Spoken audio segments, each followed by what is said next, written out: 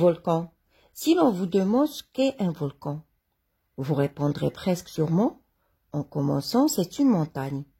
Et vous ferez une erreur. Un volcan est une fracture du sol, de la croûte terrestre, par laquelle sortent des matières venant de la profondeur. Voici la définition d'un volcan. Ensuite, ce volcan construira un appareil volcanique que nous allons étudier. L'appareil volcanique. La fracture est comme un grand puits, s'enfonçant dans la terre. Il en sort des matières, parmi lesquelles de la fumée, d'où le nom de cheminée que l'on donne à ce puits. En même temps que les fumées, la cheminée rejette des matières solides et d'autres brûlantes, fondues par la chaleur. Ce sont les laves. Ces matériaux s'accumulent autour de la cheminée, les laves finissant par se solidifier, et cela constitue peu à peu une montagne, qu'on appelle le cône volcanique. Le sommet du cône forme souvent une cuvette, le cratère, où débouche la cheminée.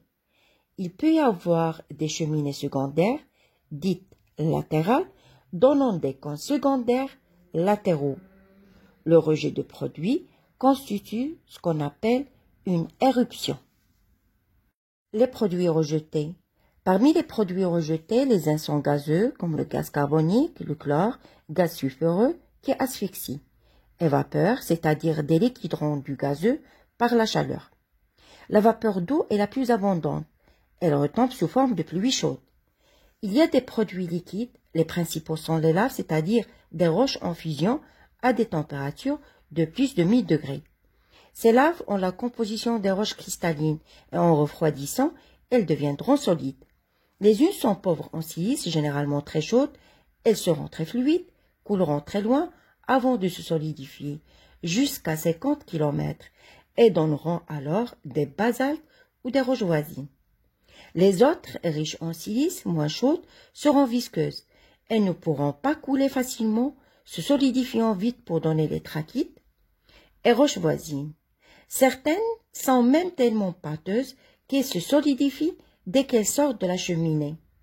Bien entendu, la surface des coulées de lave, refroidie par l'air ou par la pluie aussi, se solidifie la première. Cette croûte protège l'intérieur qui met ensuite des années à se refroidir. Les manifestations secondaires du volcanisme. Il reste encore dans le sol à faible profondeur la lave qui ne sort plus, et cette lave restera chaude pendant des millénaires avant de donner peut-être des granites. Cette chaleur va chauffer les eaux de la profondeur qui arriveront à la surface à des températures de 40 à 100 degrés. On aura ce que l'on nomme des sources thermales. Ces eaux chaudes auront pu dissoudre des sels variés en traversant les couches du sous-sol. Ce seront des eaux minérales utilisées en médecine. Au Maroc, les sources de Moulay Yacoub, au nord de Fès, sont réputées pour leur action contre les rhumatismes. L'eau d'Ouelmès est bien connue. Les eaux peuvent être tellement chargées de calcaire ou de silice qu'en s'évaporant, elles déposent d'épaisses couches de ces roches. Quelquefois, les eaux jaillissent en formant des geysers. La chaleur peut aussi faire dégager du sol des gaz brûlants. Ces gaz contiennent du soufre qui se dépose et que l'on recueillit. On nomme ces sources de gaz soufrés de solfatare. Enfin, les anciens volcans dégagent souvent du gaz carbonique qui sort du sol, ce que l'on appelle les moffettes.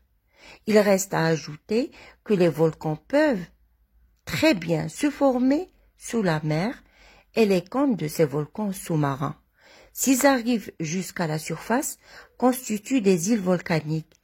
Il en est apparu un près de la côte d'une des îles de Canaries en 1959.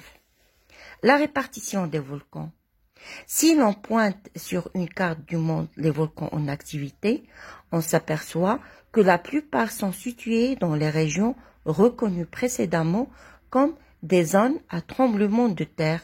Le tour de l'océan Pacifique en dit le cercle de feu du Pacifique et la zone qui va des Antilles à l'Indonésie en passant par la Méditerranée, où sont les volcans d'Italie, de Grèce.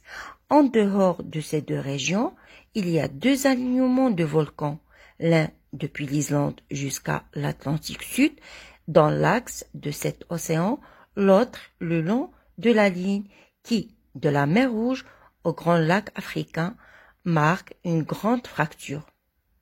Les causes du volcanisme.